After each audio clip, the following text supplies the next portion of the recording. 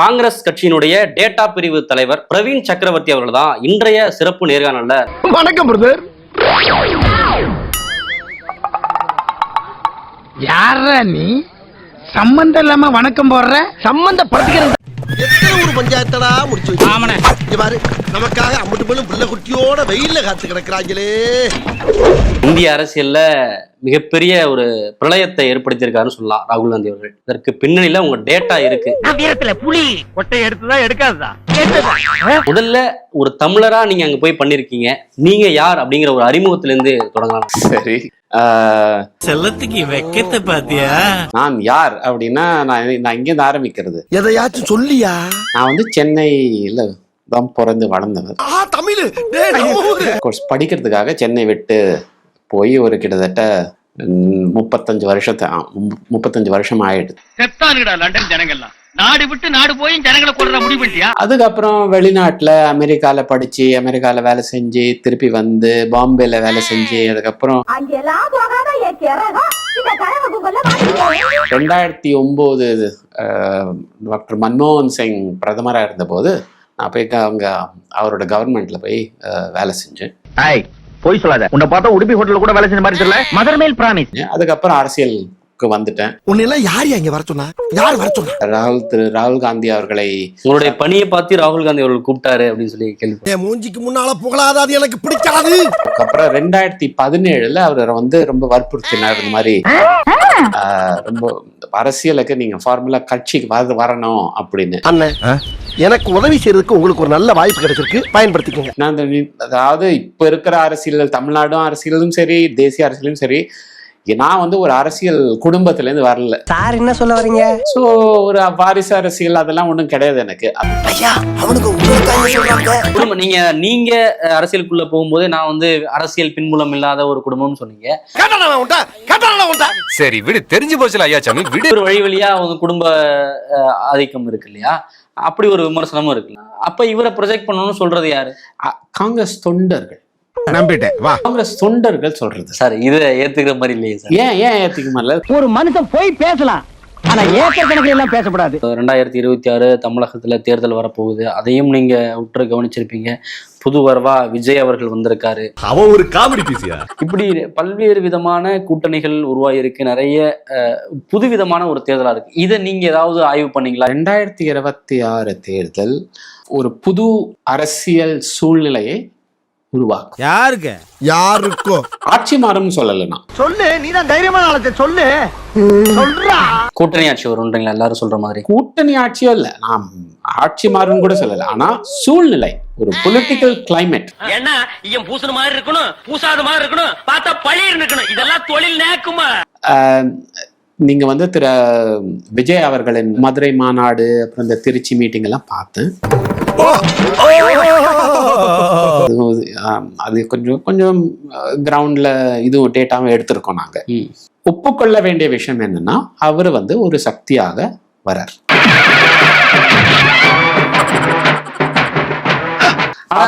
கூட்டங்கள்லாம் வாக்கா மாறாது அப்படின்னு ஒரு நெரேட்டிவ் செட் பண்றாங்களே, அதை எப்படி பாக்குறீங்க? அந்த கேள்வி என்ன பொறுத்த வரைக்கும் அது ஒரு புத்திசாலித்தனமான கேள்வியா நான் பாக்குறேன். நான் வட்டிக்கு பணம் கொடுத்தா வாங்குவாங்கடா, திருப்பி தருவாங்களா?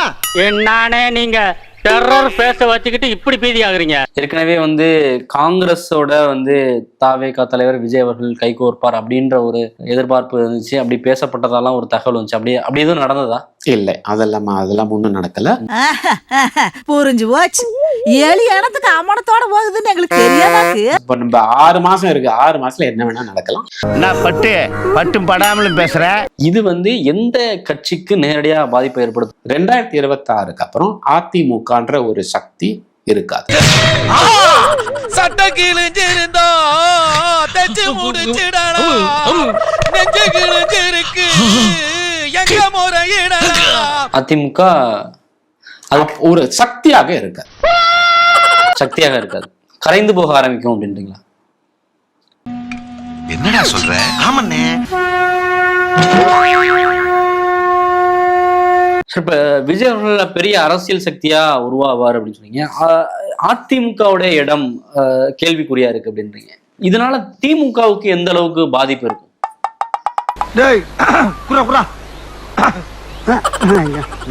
அருவாளா? அருவா அப்ப தேவைப்படாது, தேவைப்பட்டா பின்னால வாங்கிக்கிறேன். இது அப்படி. திமுக கூட்டணி நல்ல வலுவாக ஒன்றும் பிரச்சனை இல்லாம இருக்கு. அமைச்சரே என்ன பிதற்றுகிறான்? நான் திருப்பி அதே தான் சொல்றேன். அதாவது நான் வந்து விஜய் அளவு வந்து ஒரு பெரிய அப்படியே தேர்தலில் பெரிய சக்தி ஆயிடுவாருன்னு நான் சொல்லலை. ஏன் கொதிக்க? கொஞ்சம் இரு மச்சான், கொஞ்சம் இரு. இப்போ இருக்கிற சூழ்நிலையில நிச்சயமா மக்கள் மத்தியில ஒரு ஆர்வம் இருக்குன்னு தான் சொல்றேன். அவ்வளவுதானே சொல்றேன். ரெண்டு ஒண்ணுதானே. குழப்புறான 6 மாசத்துல என்ன வேணா நடக்கும். என்ன பேச்சு பேசுற?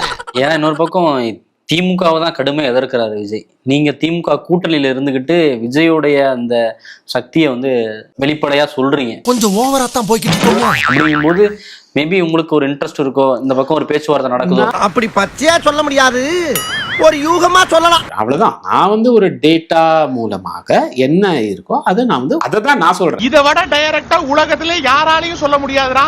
இதையே இன்டைரக்ட்ன்றியா? இந்த திருநெல்வேலியில தமிழ்நாடு காங்கிரஸ் ஒரு அந்த பொதுக்கூட்டத்தில் நானும் இருந்தேன், நானும் கலந்து கொண்டேன். சில தொண்டர்கள்லாம் கேட்டாங்க, தமிழ்நாட்டு காங்கிரஸின் ஆட்சியில் பங்கு, அதிகாரத்தில் பங்கு வேண்டும் அப்படின்னு சில பேர் கேட்டாங்க. கதை இப்படி போகுதா? கடந்த ஒரு 20-25 வருஷமாக திருப்பி அந்த ஒரு 25 எம்எல்ஏ 10 எம்பி, அதனாலதான் தொண்டர்கள் புதுசா வரமாட்டாங்க அப்படின்னு. கரெக்ட். முந்தி எல்லாம் எத்தனை ஆளுங்க ஜெயிச்சு போறாங்களோ அதான் கட்சிக்கு பலம். இப்பெல்லாம் ஒருத்தன் எத்தனை ஆள் அடிச்சு சமாளிக்கிறானோ அதான் கட்சிக்கு பலம். இது வந்து டேட்டா மூலமாக சொல்றேன். நான் எப்படி உண்மையா விஜயோட இது சொன்னேனோ அதே மாதிரி இதுவும் சொல்றேன். தமிழ்நாட்டில் காங்கிரஸ் சப்போர்ட் இல்லாம யாரும் ஆட்சி அமைக்க முடியாது. இத நான் டேட்டா மூலமாக இதை எப்படி நம்புறது? ஆரம்பத்துல நானும் தான் நம்பல. நம்பினாதான் சோறு போடுன்னு தாத்தா சொன்னாரு, அதுல இருந்து நம்பிட்டேன். இதை நம்ப முடியல. இது நீங்க நம்ப முடியாம இருக்கலாம். ஐயா இப்படி பொருளிய கிளப்பி விட்டு என் பொழப்புக்கு உழ வச்சுட்டு போயிடாரா ஜேம்ஸ்? அதாவது களத்துல வந்து யாருமே காங்கிரஸுக்கான ஆதரவு இல்ல அப்படின்ற ஒரு பொதுவான பார்வை தான் இப்ப இருக்கு. அது இருக்கு. ஏன்னா அது வந்து இதுவரையும் வந்து இப்ப கூட்டணியில தான் நீங்க ஜெயிச்சுட்டு இருக்கீங்க அப்படின்ற ஒரு பாருங்க. எல்லாம் நாங்களும் வீரமாத்தே மீசையை வச்சிருக்கோம். நீயே சொல்லக்கூடாது, இந்த ஊர் சொல்லணும். காங்கிரஸ்க்கு தனியாக நீங்க பாத்தீங்கன்னு வச்சுக்கோங்க, அது 4%, 5%, 6% அப்படி இப்படின்னு சொல்லுவாங்க. அது வந்து மறைஞ்சிருச்சு. அதை எடுத்து பாருங்க, அப்பதான் தெரியும் காங்கிரஸோட பலம். அளவு இங்க வரியா? நானும் ரவுடியா? ரவுடிங்கிறதுக்கு என்ன ஆதாரம் இருக்கு? ஏய் அவங்க ஈக்குவலா பேசிக்கிட்ட பாக்கல நீ. ஈக்குவலா பேசிட்டா நீ இப்படி ரவுடியா நீ? ஆகையால் எப்படி இந்த அமமுக 4% வாங்கி இந்த வெற்றியை வந்து பாதிச்சாங்களோ, அதிமுகவோட வெற்றியை பாதிச்சாங்களோ, அது மாதிரி சொல்ல வரீங்களா? காங்கிரஸுக்குன்னு ஒரு பேஸ். சும்மா போய ஆளுங்கிறதுக்காக நீ என்ன வேணாலும் சொல்லுவியா? அது என்ன வேணா இருக்கலாம். அது வந்து தலித் மக்களாக இருக்கலாம், இல்ல யார் வேணாலும் இருக்கலாம். அந்த காங்கிரஸோட பேஸ் இப்ப வந்து இன்னமும் இருக்குன்றீங்களா? என்ன அப்படி பாக்குறீங்க? ஏன் மேல சந்தேகமா உங்களுக்கு? அதுக்கு தேவையான மதிப்பு, மரியாதை, சீட்டுகள், பங்கு காங்கிரஸுக்கு தர வேண்டும். கேட்போம். சட்னி வேணா தர நக்கிட்டு போறீங்க.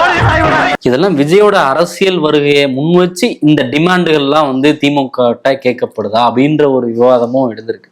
யோ மாமூல் வேணா கேட்டு தொலையா, அதுக்கே சுத்தி வளைச்சு பேசுற பாருங்க. விஜய் இல்ல, அதுக்கும் இதுக்கும் சம்பந்தமே கிடையாது. பூனை எதுக்கு பதுங்குது, நரி எதுக்கு ஊளையிடுது, கோழி எதுக்கு கூரை மேல ஏறி கோங்குது, இதெல்லாம் எங்களுக்கு தெரியும்டா. இப்போ இல்ல விஜய் இல்லன்னா நீங்க இப்ப விஜய் பக்கம் போயிருவாங்க அப்படின்ற ஒரு ஆப்ஷன் இருக்கிறதுனால இந்த டிமாண்ட் வைக்கப்படுது. இல்லன்னா உங்களுக்கு எல்லாம் வேற ஆப்ஷன் இல்ல அப்படின்ற ஒரு செனாரியோ தான். ஏன் ஆப்ஷன் இல்ல? நான் சம்பாதிக்கல, என்கிட்ட காசு இல்லன்னு உங்களுக்கு எல்லாம் என்ன பார்த்தா நக்கலா தெரியுதுல்ல? நான் போறேன். சூப்பர்.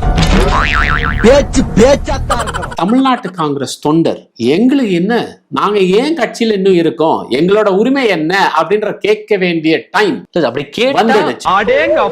கேட்டா உங்களுடைய தீர்வு என்னவா இருக்கும்? என்ன உங்களுடைய தீர்வு என்னவா இருக்கும்? சொன்னா என்னடா நடக்கும்? தீர்வு அது வந்து என்ன, முதல் முழுக்க ரீஃபார்ம் பண்ணிட்டு மறுபடியும் தனிச்சு போட்டி அது மாதிரியா? ஏன் நான் நல்லா இருக்கிறது உனக்கு பிடிக்கலையா? திருநெல்வேலி பொதுக்கூட்டத்தில் எங்களோட பொறுப்பாளர் திரு கிரீஷ் சோடாங்கர் அவர்கள் ரொம்ப தெளிவாக சொன்னார். காங்கிரஸ் கட்சி ஒரு முடிவு எடுத்திருக்கு. தமிழ்நாட்டு காங்கிரஸ் 125 சீட்டில் காங்கிரஸ் கட்சியை பலப்படுத்துவோம். ஆசை வேணா இருக்கலாம், ஆனா அதுக்கு முக லட்சணம் வேணும் இல்ல. இதே திருநெல்வேலி மாநாட்டுல கூட்டமே இல்லை அப்படின்னு சொல்லி அந்த சோசியல் மீடியாக்கள் வீடியோக்கள் வர்றதையும் மீம்ஸ் வர்றதையும் பார்க்க முடியுது. அதையும் நீங்க பார்த்திருப்பீங்க. ஊரே ஒண்ணு சேர்ந்து காரி துப்புதுடா. இப்போ இதுக்காக தான் இந்த ரீஸ்ட்ரக்சர்னு சொல்லுவீங்க பதில். இருந்தாலும் நீங்க சொல்லுங்க. ஏன்னாங்க கூட்டம் அந்த பாருங்க, நம்ம வந்து நம்மளே ஏமாத்திக்க கூடாது. இதையும் ஒரு ஹோட்டல்னு மதிச்சு இங்க வர்ற கஸ்டமர் இவங்க 5 பேர் தான். இப்போ ஓஞ்சி தேஞ்சி 5 பேர் வந்து நிக்குது. இன்னும் 1 மாசத்துல இவங்களும் டிக்கெட் வாங்கிடுவாங்க. அதுக்கப்புறம் ஹோட்டல் டல்லு தான். சோ அது கூட்டம் இருக்கா இல்லையா, சேர் காலியா இருக்கா இல்லையா, எங்களை காங்கிரஸ் பொறுத்த வரைக்கும் திருநெல்வேலி பொதுக்கூட்டத்தில் கிட்டத்தட்ட 30,000-40,000 பேர் வந்திருக்காங்க. அதே ஒரு பெரிய இதுதான். வேண்டாம் நீ சொல்றதெல்லாம் உண்மையா? என்னைய கேனத்தனமா பேசிக்கிட்டு இருக்க? உண்மை இல்லாம பொய்யா சொல்றாங்க. கட்சி தெரியல, மேடையில உள்ளதை விட கீழே ஆளே இல்ல, கீழே விட மேடையில ஆள் அதிகமா இருக்கு. நான் இருந்தேங்க அங்க. நான் அப்படின்லாம் வீடியோ வருது. உனக்கு தெரிஞ்சு போச்சா? அது நீங்க வந்து பாருங்க, கடைசியா 4 மணி நேரத்துக்கு அப்புறம் கடைசியா ஒரு இது எடுத்துக்கலாம். நான் முதல்ல இருந்து நான் இருந்தேன், நான் பார்த்தேன், நான் மேடையில உட்கார்ந்தேன், நான் முதல் ரோல் நான் உட்கார்ந்துட்டு இருந்தேன்.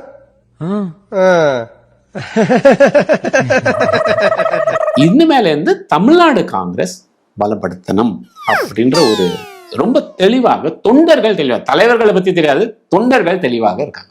பாஸ் ஒரு நிமிஷம். ஐயோ சரவணா, தயவு செய்து என்ன கட்டாயப்படுத்தாத, நான் வரமாட்டேன். அது இல்ல பாஸ், மழை பெய்யுது. இதை ஒரு காரணமா வச்சு நீ திருப்பி வந்தாலும் வந்துருவேன். அதான் கொடை கொடுத்துட்டு வச்சுக்கோ.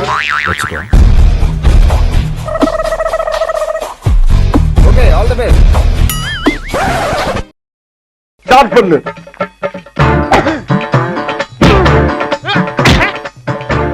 இங்கிட்டு வா. அப்படியா? படைக்கலடி படைக்கல. மண்டையில மட்டும் அடிச்சிடாத, குலக்கேசல் உள்ள போயிருவேன். சரியா? உங்க வீட்டு பிள்ளையா நினைச்சு எல்லாரும் என்னை மன்னிச்சிருக்க.